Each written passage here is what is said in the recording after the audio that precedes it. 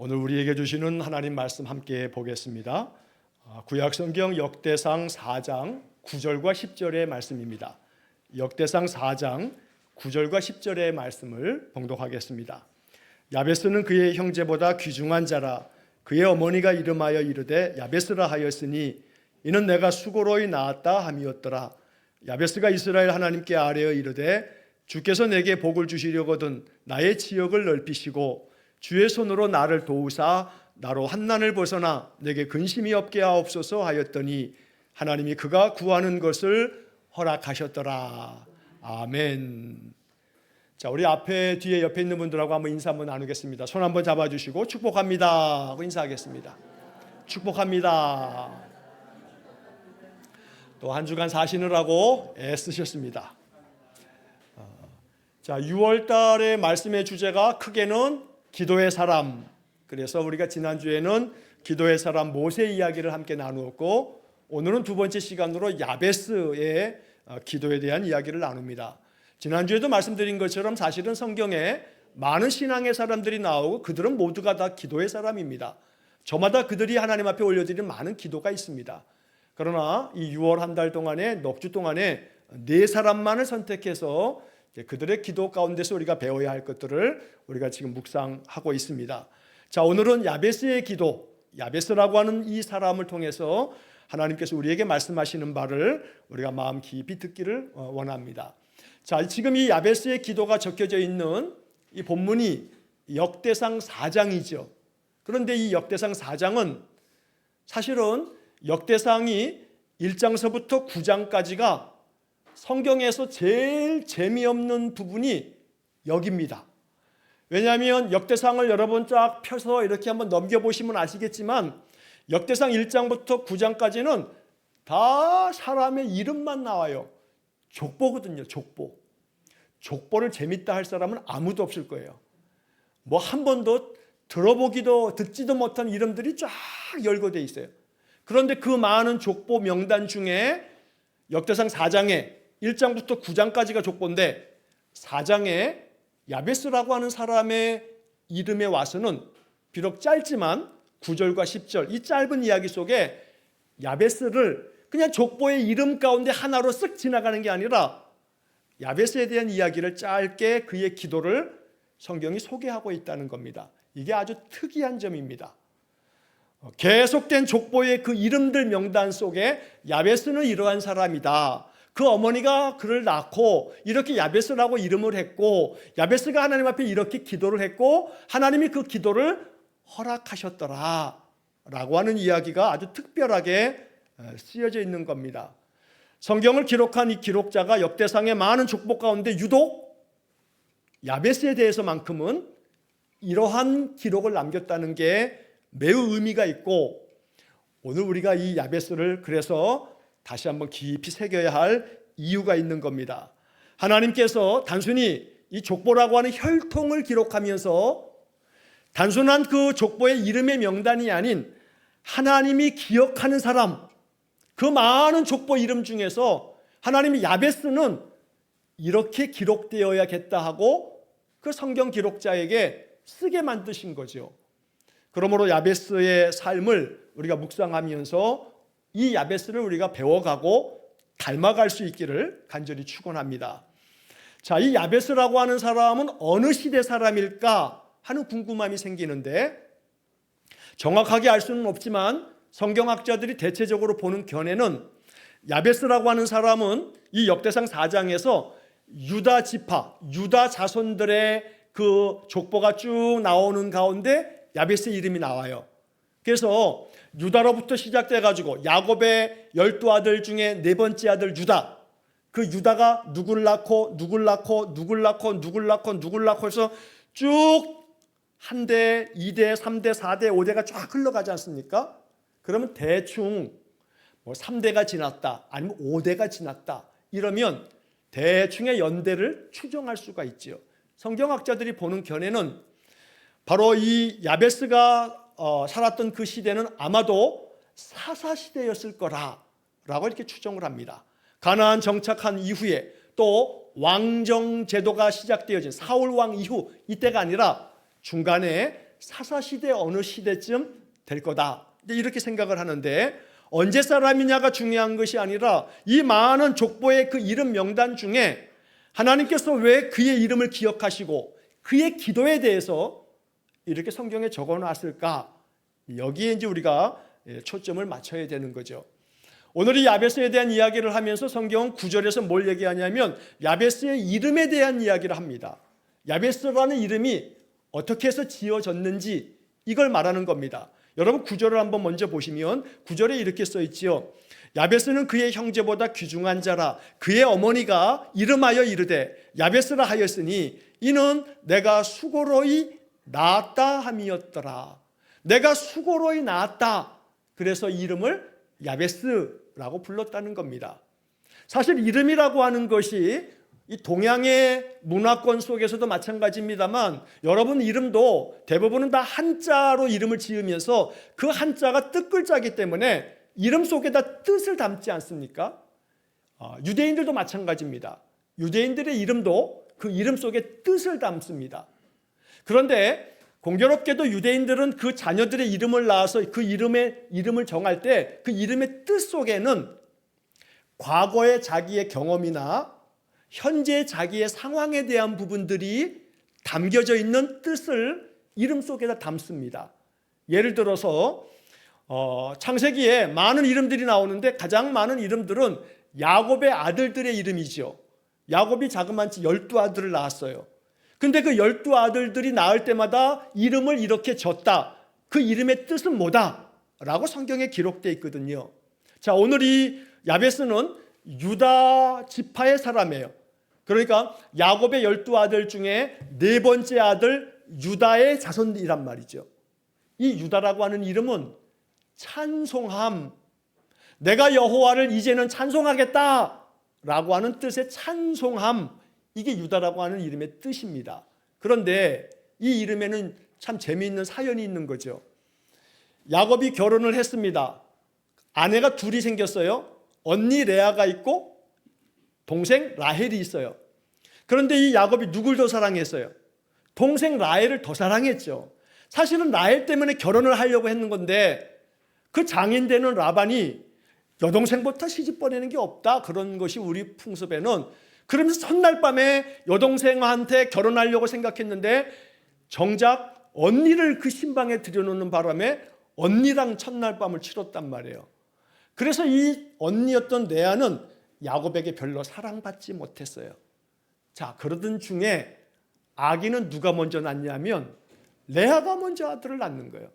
그래서 첫째 아들 루벤, 둘째 아들 시므온, 셋째 아들 레위, 넷째 아들 유다를 낳으면서 이 레아가 남편의 사랑은 다 여동생 라헬이 차지하는데 자기는 가끔가다 남편이 한 번쯤 생각날 때마다 방에 들어와 가지고 밤을 지내고 나면 하나님이 은혜로 아들을 낳게 하는 거예요.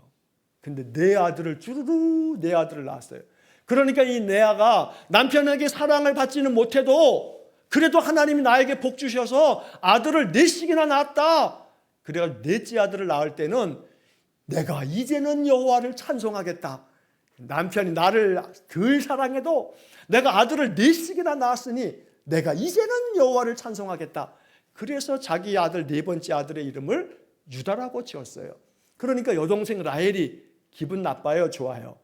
화딱지가 나요, 안 나요? 화딱지가 나죠. 그러니까 이 라헬은 자기는 계속 아이를 못 낳으니까 아버지가 시집 보낼 때 자기에게 여종을 하나 딸려 보내줬는데 그 여종을 남편에게 첩으로 준단 말이에요. 그 당시에는 그게 관습이었기 때문에, 문화였기 때문에 자기 여종을 첩으로 주면서 이 여종이 낳는 아들이 내 아들이다 이랬는데 그 빌하가 라헬의 여종이었는데 남편에게 첩으로 줬더니 그 빌하가 아들을 낳았어요. 드디어. 그 아들의 이름을 이 라헬이 뭐라고 짓냐면 단이라고 지었어요.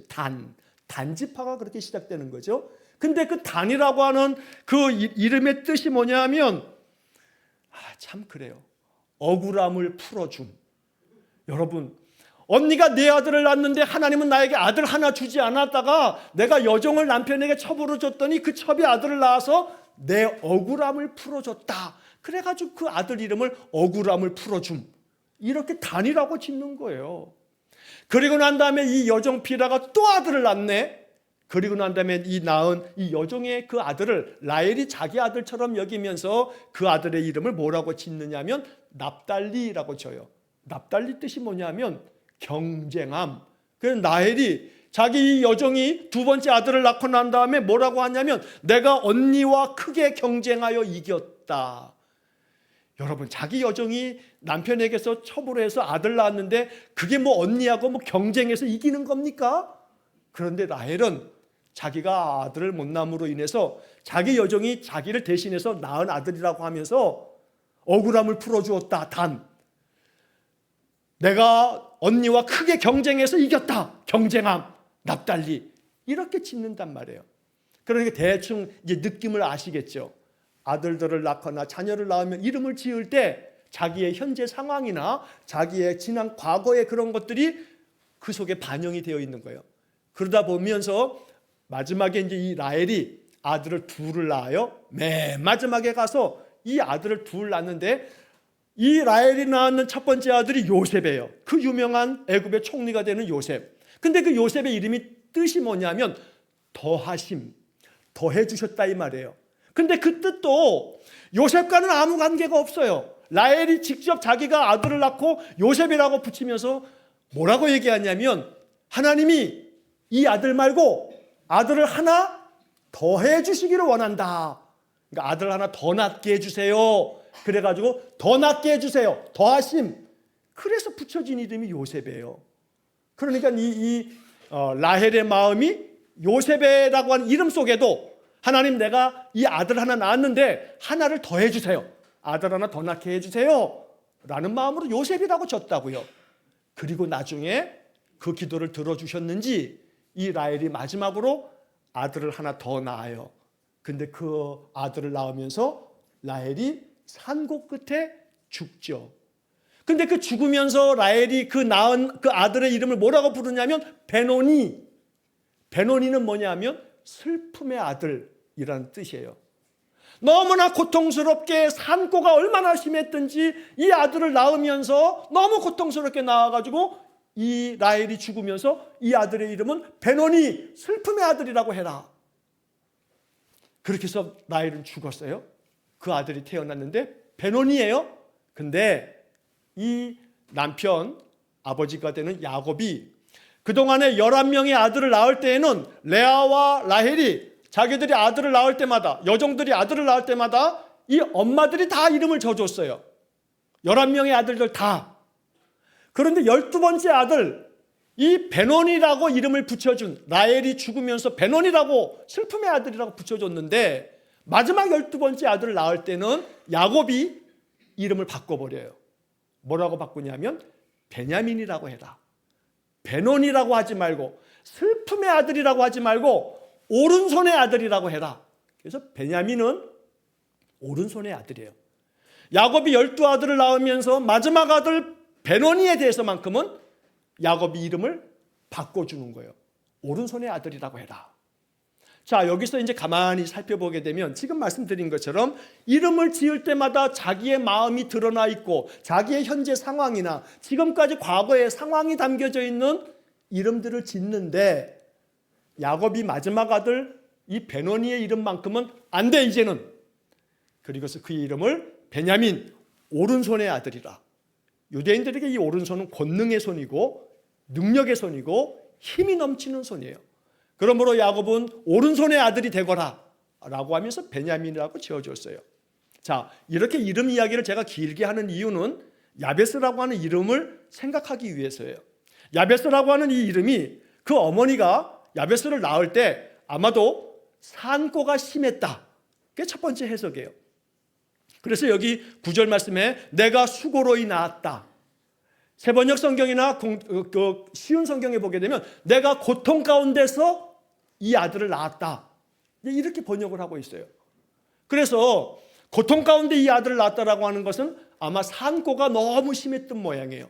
성경학자들은 그렇게 보기도 하고, 수고로이 낳았다라고 하는 이 이야기는 너무나 그 당시에 그 부모가 너무 어려운 시절을 보내면서 너무나 힘든 그런 형편과 상황 속에 있었는데 그래서 이 아들을 낳은 거다. 그래서 이 야베스라고 하는 이름 자체, 야베스라고 하는 뜻은 아픔, 고통, 슬픔에 잠긴 이런 뜻이 있어요. 여러분 생각해 보세요. 여러분들이 아들 낳고 난 다음에 아들 이름을 아픔, 야 너는 아픔이야 아픔, 너는 고통이야, 이렇게 이름 지을 부모가 어디 있겠어요? 여러분 자녀를 낳고 난 다음에 너는 이름이 고통이야, 야 고통아 고통아, 이렇게 부르겠어요? 넌 슬픔이야, 야 슬픔아. 근데 야베스가 우리가 히브리 사람이 아니니까 이거 야베스라고 하는 이름으로 알지, 야베스가 그냥 고통, 슬픔, 아픔이라 이 말이에요. 아픔아. 그러면 그 이름을 들으면서 평생 이 아이는 뭐 어쩌라는 거예요? 뭐 아프라는 거예요? 고통스러우라는 거예요? 슬픔 가운데 살라는 거예요? 야베스가 그런 뜻이라 이 말이에요. 참 부모가 왜 그렇게 이름을 졌는지 말이에요. 그러니까 자기가 너무나 고통스럽게 낳았기 때문에 넌 아픔이야, 고통이야, 이래서 야베스라고 지었겠지만, 혹은 상황이 너무나 힘겨운 상황이다 보니 인생이 너무나 괴롭고 고통스러워서 넌 야베스 고통이야 이렇게 지었을 것 같은데 왜 그렇게 짓나 이 말이죠. 그런데 이 이야기 속에 담겨져 있는 뜻은 그거죠. 우리 인생이 야베스예요. 인생이 야베스죠. 삶을 살아가면 살아갈수록 인생에는 아픔이 많아요. 세월을 더 많이 삶을 살수록 아픔이 더 많이 찾아오죠. 그러니까 인생의 전반전에는 아픈 거 없어, 약 먹는 거 없어. 그러나 인생의 후반전, 연장전 가면은 늘 말씀드리듯이 밥보다 약을 더 많이 먹어요. 그만큼 아픔이 많아진다 이 말이에요. 그러면서 우리는 인생을 배우죠. 인생이 아픔이구나, 고통이구나, 슬픔의 연속이구나. 말 그대로 인생은 야베스인 거예요. 야베스. 자, 인생이 야베스와 같이 아픔과 고통과 슬픔이 많은데 야베스는 자기 이름대로 살지 않았다 이 말이에요. 자기 이름은 고통이고 슬픔이고 아픔이지만 그 야베스라고 하는 이름처럼 살지 않았어요. 이름을 뛰어넘었어요. 하나님이 야베스라고 하는 그 어머니가 지어준 이름대로 살지 말고 하나님의 은혜대로 살아라. 이 야베스의 이름 속에서 우리는 내 삶이 고통이고 슬픔이고 아픔 투성이어도 그게 야베스라는 뜻이니까 야베스로 살지 마세요. 야베스의 기도로 살아야 돼요. 야베스의 믿음으로 살고요. 오늘 이 야베스를 통해서 우리는 이것을 마음 깊이 새겨야 돼요. 나의 삶에 많은 고통과 아픔과 슬픔이 있다 할지라도 거기에 묶여 살면 안 돼요. 그걸 끊어버리고 하나님의 약속을 바라보면서 하나님 내게 주신 그 약속의 은혜를 믿으면서 살아가는 사람, 바로 야베스를 통해서 우리는 그것을 배워야 되겠죠. 야베스는 자기의 상황을 기도로 이겨낸 사람이에요. 너무나 힘겨운 현실을 기도로 극복한 사람이라고요. 그러므로 야베스를 통해서 너무나 고통과 슬픔과 아픔이 많은 인생이지만 이것을 잘 극복하고 이겨내는 성도가 될 수 있기를 간절히 축원합니다. 자, 그래서 이제 이 야베스가 10절에 보면 야베스 이제 기도가 나오는데 그 기도 10절의 이야기를 한 구절 한 구절 하나하나 문장을 우리가 묵상하면 이런 말씀을 생각하게 되죠. 첫 번째, 주께서 내게 복을 주시려거든 그래요. 개역 성경, 옛날 가진 성경의 번역대로 한다면 주께서 내게 복에 복을 더하사 이렇게 말씀하고 있어요. 하나님께서 나에게 복을 주시려거든 이렇게 복을 주십시오 라고 기도하는 기도문의 첫 문장인데, 자, 여기에서 우리가 주목하는 것은 주께서 나에게 복을 주시려거든. 복은 누가 주시는 거예요? 주님이 주시는 거예요. 하나님 주시는 거예요. 나의 복은 사주팔자에 있는 게 아니란 말이에요. 당신의 사주에는 올해는 이렇게 많은 재난이 있어, 이걸 조심해야 돼 하고 사주풀이 해가지고 내 올해 운세가 어쩌네 저쩌네 그러면 돼요 안 돼요? 안 돼요. 내가 무언가 하나를 잘 뽑았는데 그 뽑은 것이 알고 나의 운세구나 하면서 세상 사람들은 그 자기가 뽑은 그것이 운세인 줄 알고 그럴지 모르나 우리는 고백하는 거죠. 복은 누가 주신다고요? 주께서 주시는 거예요. 하나님 주시는 거예요. 하나님은 복을 주시는 분이라고 우리에게 끊임없이 말씀하고 계세요. 그래서 구약의 제사장들은 하나님이 명령하셨어요. 제사장들아, 너희들이 백성들에게 축복할 때에는 이렇게 축복하라. 민수기 6장 24절에서 26절까지의 말씀에서 첫 마디가 여호와는 내게 복을 주시고 너를 지키시기를 원하며 여호와는 너에게 복 주시는 분이야. 이렇게 매 제사 때마다, 예배 때마다 제사장은 그렇게 선포했던 거죠. 그래서 우리는 야베스의 이 기도를 마음에 깊이 묵상하면서 첫째, 알고 있어도 더 깊이 새기라고 이 말씀을 우리는 돌아봐야 돼요. 주께서 내게 복을 주시려거든 나에게 이러이러한 복을 주십시오 라고 간구하고 있죠. 날마다 하나님의 복을 사모하고 하나님의 은혜가 내 삶에 가득하기를 기도하는 그런 삶이 될 수 있기를 간절히 축원합니다. 과거의 그 어떤 상처로부터 거기에 얽매이지 말고 그 올무에 묶이지 말고 현재의 너무나 힘겨운 고통과 현재 나의 삶에 너무나 많은 괴로움 속에 거기에 발목 잡히지 말고 하나님이 장차 이루실 하나님의 약속과 은혜를 바라보면서 주님께서 나에게 복을 주시려면 이러한 복을 주십시오 라고 야베스처럼 기도하는 삶이 될 수 있기를 간절히 축원합니다. 자, 이 야베스의 이 기도 속에는 자기의 삶 전체에 하나님의 은혜가 임하기를 빌면서 이제 그 다음에 이어지는 기도문에 이렇게 말합니다. 이어서 말하기를 주께서 복을 주시려거든 뭘 넓혀달래요? 나의 지역을 넓히시고 나의 지역을 넓히시고 예전에 개역 성경대로 한다면 나의 지경을 넓혀주시고 그랬어요. 세번역 성경과 또 쉬운 성경의 번역을 보게 되면 내 영토를 넓혀주시고 제가 주보 안에다가 세번역 성경 번역을 실으면서 10절을 2번이나 써놨어요. 9절을 써놔야 되는데 세번역 성경의 그 9절은 10절을 제가 다시 한번 쓰는 바람에 잘못 나왔어요. 양해해 주시고 세번역 성경의 9절은 그 10절에 나와 있는 내용은 내 영토를 넓혀주시고 세번역 성경 그렇게 번역했어요. 쉬운 성경에서는 나에게 땅을 더 많이 주십시오 이렇게 번역했어요. 여러분 이 쉬운 성경의 번역이 너무 좋죠. 나에게 땅을 더 많이 주십시오. 그러니까 하나님이 이 야베스에게 10절의 마지막에 보니까 그 구하는 것을 허락하셨더라. 그러니까 이 야베스는 뭐가 많아진 거예요? 땅이 많아졌어요? 요즘 말로 하면 부동산 부자가 된 거예요? 그건 아니겠죠. 아마도 땅을 더 많이 가지게 해달라고 하는 기도에 문자 그대로 그럴 수도 있지만 여기에 담겨져 있는 영적 의미가 있을 거예요. 자, 그래서 세번역이나 쉬운 성경의 번역은 영토, 땅에 초점을 맞추어서 번역이 됐어요. 영토를 넓혀주십시오. 땅을 더 많이 주십시오. 세번역이나 쉬운 성경 그렇게 돼 있는데 개역개정 성경의 번역은 나의 지역을 넓히시고 그랬어요. 예전에 개역 성경의 번역이 더 좋아요.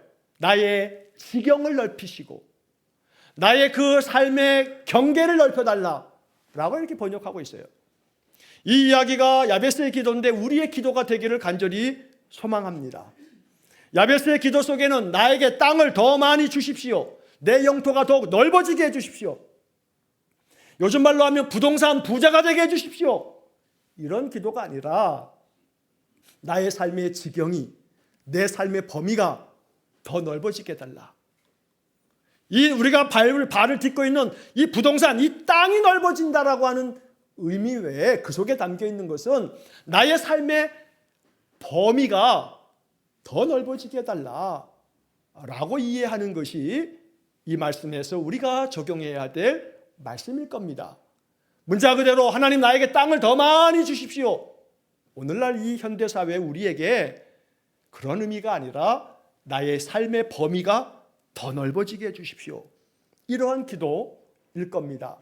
자, 삶의 범위가 더 넓어지고 삶의 그 지역이 더 넓어진다라고 하는 것은 결국 어떤 의미를 갖냐면 하나님이 아브라함에게 축복하시면서 동서남북 저 땅을 다 바라보고 다 밟아봐라.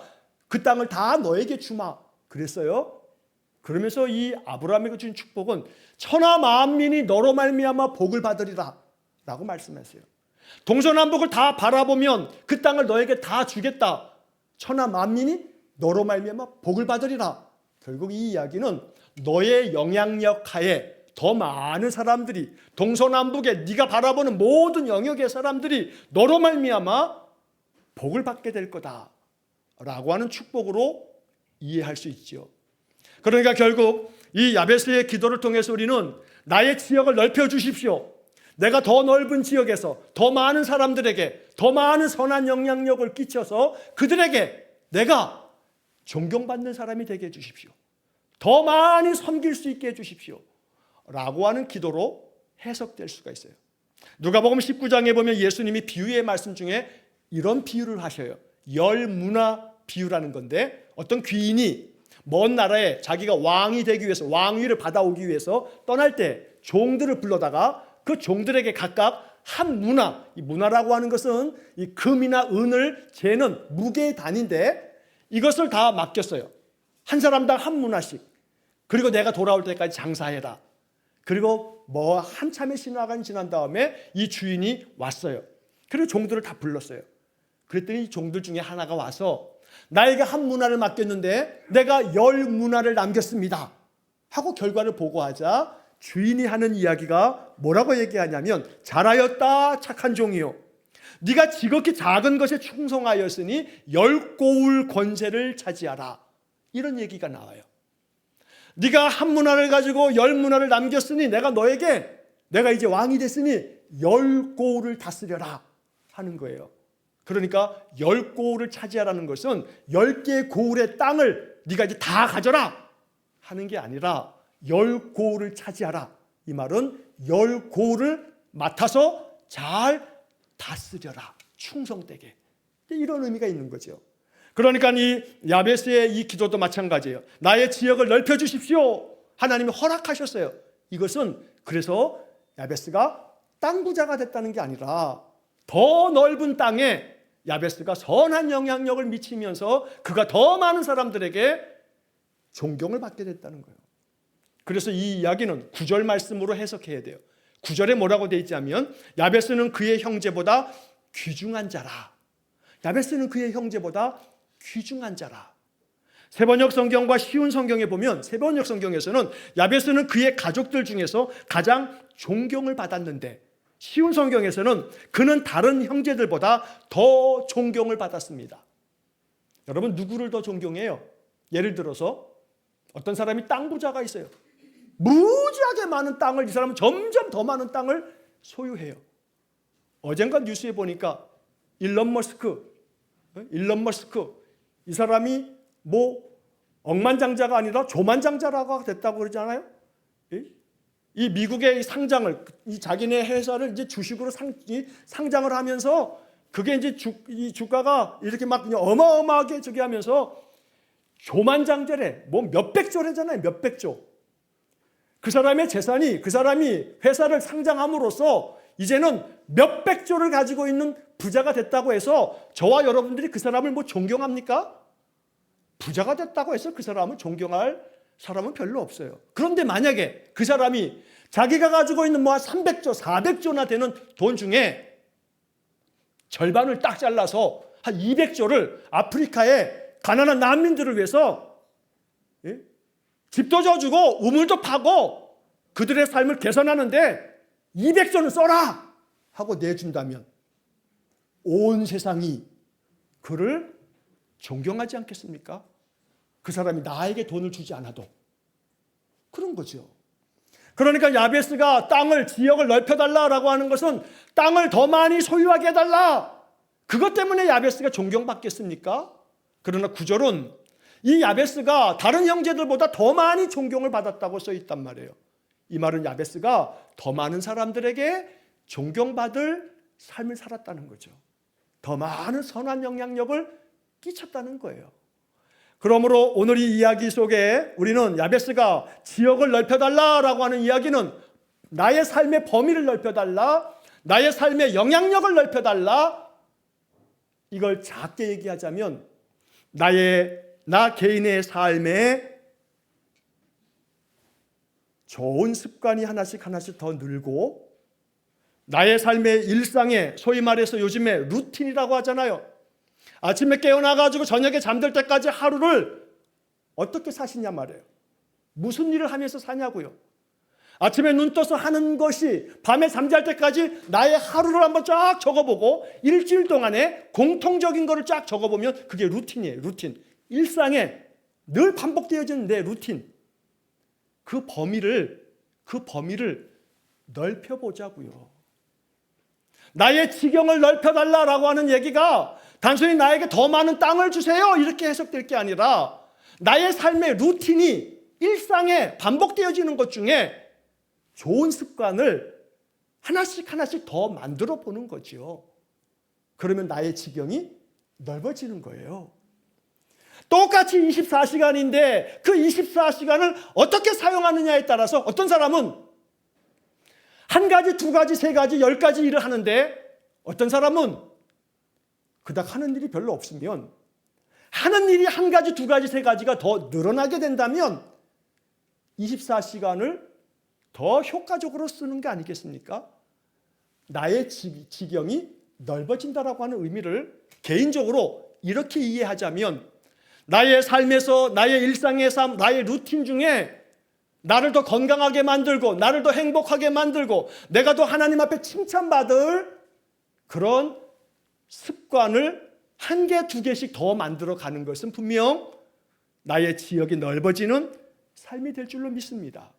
개인적으로 그렇게 적용해 볼 수 있다는 거죠. 여러분, 이 사람 얼굴 아시죠? 누구예요? 예, 그래요. 션이에요, 션. 근데 이 사람 직업이 뭐예요? 가수예요. 근데 원래 힙합 가수로 아주 유명한 가수인데 지금 가수로 기억하는 사람보다는 사회운동가로 이 사람을 기억해요. 이 사람은 루게릭 병원도 자기 돈으로 짓는 게 아니라 많은 이 땅의 사람들 기부를 다 만들어내게끔 해가지고 사람들의 기부를 받아가지고 한 사람이 100만 원씩 기부하도록 그렇게 해가지고 루게릭 병원, 이 난치성 이 질환인 루게릭 환자들만을 위한 병원을 지었어요, 실제로. 지금은 매년 광복절 8월 15일이 되게 되면요. 8.15 런이라고 하는 게 달린다는 뜻이잖아요. 8.15만 되게 되면 이 나라 사람들한테 달리자 그래가지고 8.15 런을 만들어가지고 2000년부터 2026년 지금까지 2020년부터 해서 7년 동안 8월 15일이 되게 되면 달려요. 제가 5월 달부터 달리기를 시작했지 않습니까? 제가 한두 번 말씀드린 것처럼 매일같이 지금 5km씩 달리다가 일주일에 한 번씩 한 10km 달리고 이제 그러고 있는데 유튜브에서 달리기를 제대로 좀 배워보려고 달리기 막 이렇게 해서 막 검색을 해서 찾아보니까 맨 유튜브를 열면 이제 뭐만 나오냐면 달리기 관련된 것만 짜르르 나와요. 그러다 보면 자연스럽게 누구를 만나게 되냐면 이 사람 영상을 만나요.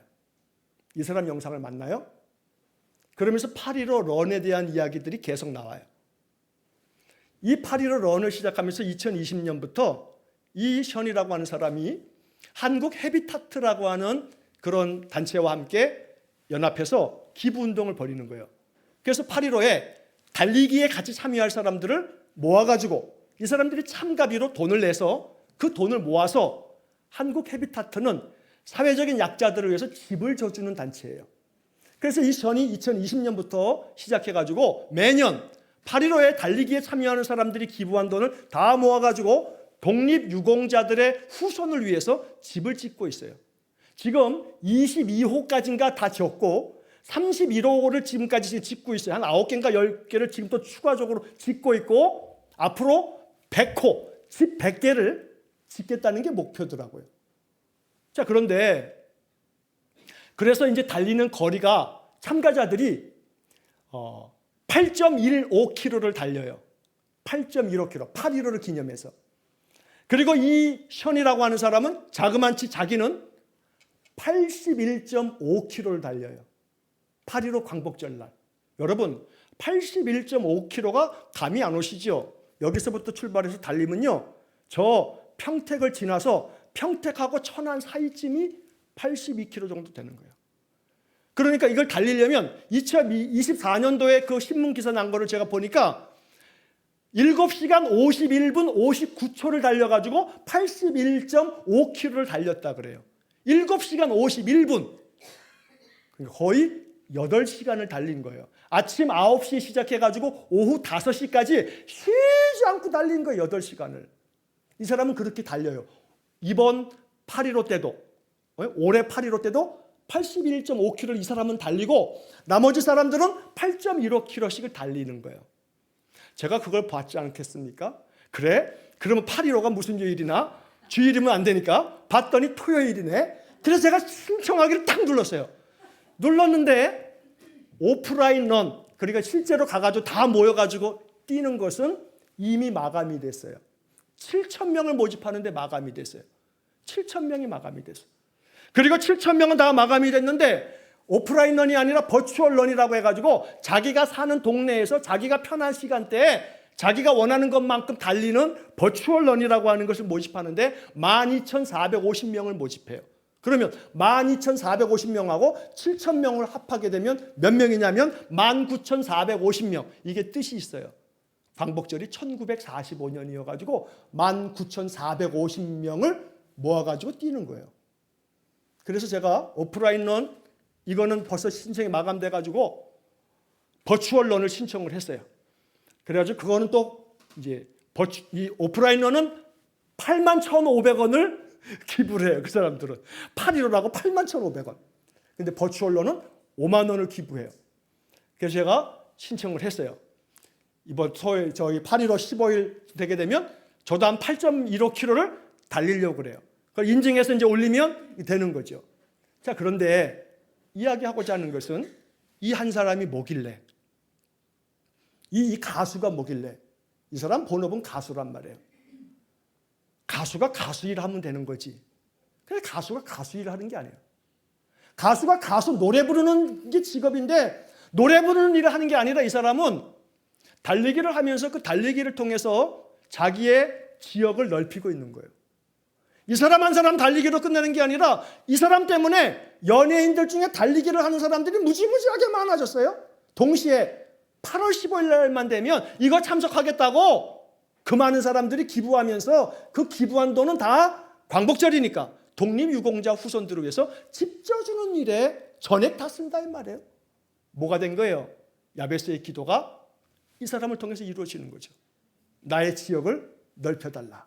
내 영향력을 넓혀달라. 그러므로 오늘 우리는 이 션이라고 하는 사람처럼 우리가 다 될 수는 없어요. 우리 모두가 다 션이 될 수 없어요. 하지만 나는 나의 삶에서 나의 지경을 넓혀가면 된다 이 말이에요. 그래서 제가 좀 전에 말씀드린 것처럼 나의 일상을 한번 점검해보고 나의 일주일을 한번 적어보고 내가 일주일 동안에 항상 뭘 하면서 사는지를 적어보고 그 적어본 그 내용 속에 한 가지, 두 가지를 더 삽입해 보자고요. 포함시켜 보자고요. 어떤 좋은 습관이든지 한 개씩, 두 개씩을 내가 이런 습관을 좀 가져봐야겠다 하고 거기다가 한 개, 두 개의 습관을 더 덧붙여 본다면 그러면 이것은 나의 지경이 넓어지는 그런 삶이 될 거다. 오늘 우리의 삶 속에 그런 은혜가 있기를 간절히 원합니다. 이 션이라고 하는 사람이 아주 신실한 기독교인이죠. 기독교 신앙이 아주 깊은 그런 사람이에요. 오늘 우리들의 신앙의 삶이, 이 땅의 모든 신자들의 삶이 이렇게 우리의 지경이 더 넓어지도록 더 많은 영향력을 끼쳐갈 수 있기를 간절히 축복합니다. 그런 점에서 여러분들 이걸 권면합니다. 아침에 6시 50분이면 아침 기도문을 카톡방에 딱 올려드리면 지금까지 여러분들이 지금도 계속 그렇게 해서 가족이나 여러 친구들이나 지인들에게 그걸 다 보냅니다. 한번 오늘 아침에 내가 보내는 사람의 숫자가 몇 명인가 한번 헤아려 보십시오. 만약에 5명을 보냈다면 1명 더 찾아내셔가지고 6명을 보내거나 7명을 보내거나 10명을 보내거나 그러면 어떻게 되는 거예요? 내가 기도문을 보내는 그 사람들의 숫자가 지역이 넓어지는 거 아닙니까? 나의 삶의 땅이 1평, 2평, 3평 늘어나는 것도 소중하고 귀한 일이겠지만 내가 아침마다 보내줄 수 있는, 내가 아침마다 기도하면서 기도하는 마음으로 보내주는 기도문을 보내는 사람의 숫자가 한 사람, 두 사람, 세 사람, 네 사람 더 늘어난다면 이것도 분명 나의 지역이 넓어지는 거라고 분명히 믿습니다. 왜냐하면 그런 가운데 하나님이 어떻게 역사하실지 우리는 몰라요. 기도문을 만드는 목사나 그것을 여러분들이 전달받은 다음에 전달을 또 하실 때 하나님이 어떻게 역사하실지는 몰라요. 우리는 어떤 사람이 어떤 마음속에 어떤 성경 구절 하나에 마음에 감동이 될지 우리는 몰라요. 우리는 그냥 하나님이 나를 통해서 일하시도록 그 일하는 지경이 넓어지기를 바라는 마음으로 순종하면 되는 거죠. 그러므로 나의 일상의 삶에서 나의 루틴 중에 좋은 습관이 확장되어지기를 원하고 아침 기도문이라도 한 사람 두 사람 더 많이 보낼 수 있기를 원하고 그 외에도 하나님이 내 마음속에 주신 감동이 있어서 우리의 지경이 넓어져 갈 수 있기를 간절히 축원합니다. 자, 그 다음에 이어지는 성경의 이야기 속에 이제 마지막에 10절에서 야베스는 이런 기도를 올립니다. 환난을 벗어나 근심이 없게 하옵소서. 이게 얼마나 필요한 기도입니까? 살아가는 동안에 환난과 근심이 우리를 괴롭힙니다. 환난이라고 번역되어 있는 이 말은 히브리 말로 라라고 하는 단어인데 이 라라고 하는 이 한 단어는 나쁜, 악한, 불행한, 잘못된, 해로운 이런 뜻들이 있어요. 그래서 이 환난을 벗어나라고 하는 것을 단순히 어려움을 벗어나는 것 이렇게 이해하기보다는 나쁜, 악한이라고 하는 단어가 라라고 하는 히브리 단어의 먼저 첫 번째 뜻이기 때문에 성경학자들은 이렇게 이해를 합니다. 환난을 벗어난다는 것은 악한 사람으로부터 나를 지켜주십시오. 그래서 그러한 뜻이 담겨 있어서 쉬운 성경은 그런 마음이 반영이 돼서 이렇게 번역합니다. 아무도 나를 해치지 못하게 해주십시오. 내가 누구한테도 고통을 당하지 않게 해주십시오. 쉬운 성경의 번역은 이 라라고 하는 단어가 악한, 나쁜 이런 뜻을 가지고 있기 때문에 그 의미가 반영된 번역이에요. 아무도 나를 해치지 못하게 해주십시오. 누구한테도 고통을 당하지 않게 해주십시오. 여러분, 가끔가다 뉴스를 보면 얼마나 정말로 무서운 세상입니까? 전혀 알지 못하는 사람인데 불특정 다수인데 칼을 들고 그냥 아무나 찔러서 위해를 강하는 시대입니다. 그러니 아무도 나를 해치지 못하게 해주십시오. 누구한테도 고통을 당하지 않게 해주십시오. 이 쉬운 성경의 번역을 생각하면 정말 우리 시대에 더 많이 기도해야 할 내용이기도 합니다. 이 야베스의 환난을 벗어나라고 하는 기도가 예수님의 주기도 속에 나오는 겁니다.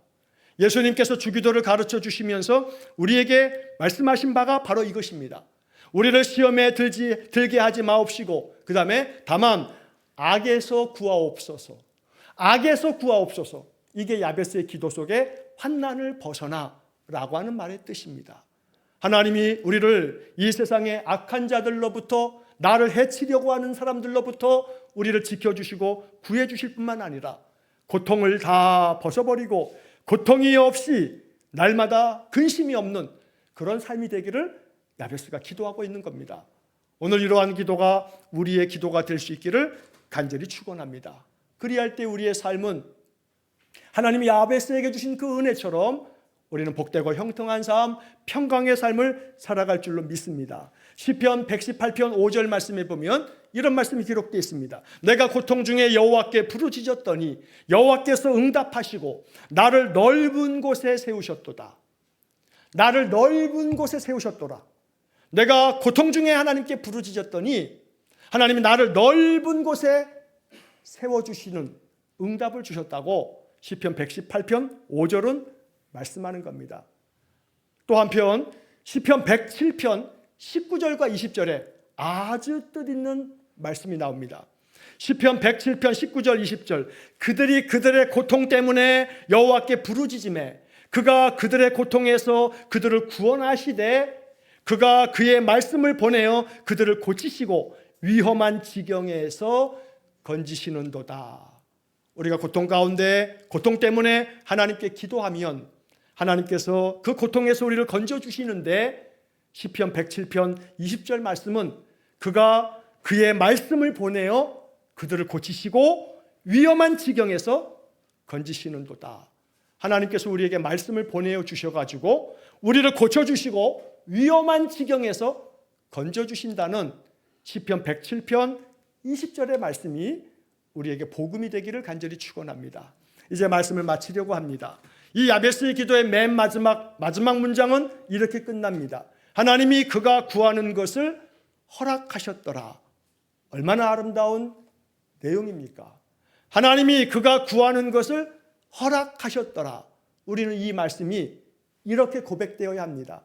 하나님이 내가 구하는 것을 허락하셨더라. 이것이 우리의 기도가 되기를 간절히 축원합니다.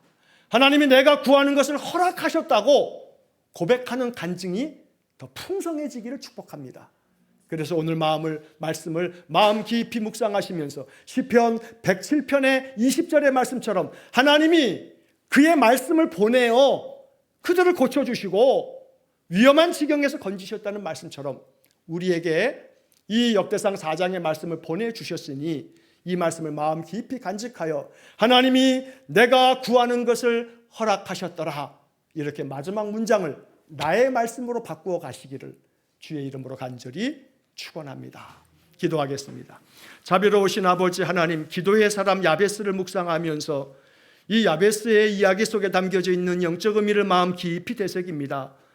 그의 삶은 야베스라고 하는 이름처럼 고통, 아픔, 슬픔이라는 이름을 받았지만 이름대로 그 인생을 내버려 두지 아니하고 하나님 앞에 더 기도하고 기도함으로 오히려 야베스라고 하는 이름처럼 고통과 아픔과 슬픔이 있는 삶이지만 그 삶을 다 바꾸어서 하나님이 그의 기도마다 허락하시는 삶이 되었으니 야베스처럼 그렇게 기도하는 사람이 되게 해 주옵소서. 하나님이 그가 구하는 것을 허락하셨다는 말씀처럼 이제는 이 구절이 하나님이 내가 구하는 것을 허락하셨더라 고백할 수 있는 우리 모든 성도들 되게 해 주옵소서. 우리의 인생의 모든 삶을 오직 주님께만 의탁하오며 예수님 이름으로 기도하옵나이다. 아멘. 우리 구주 예수 그리스도의 은혜와 하나님 아버지의 극진하신 사랑과 성령의 교통하심이 날마다 하나님께서 내가 구하는 것을 허락하실 줄 믿고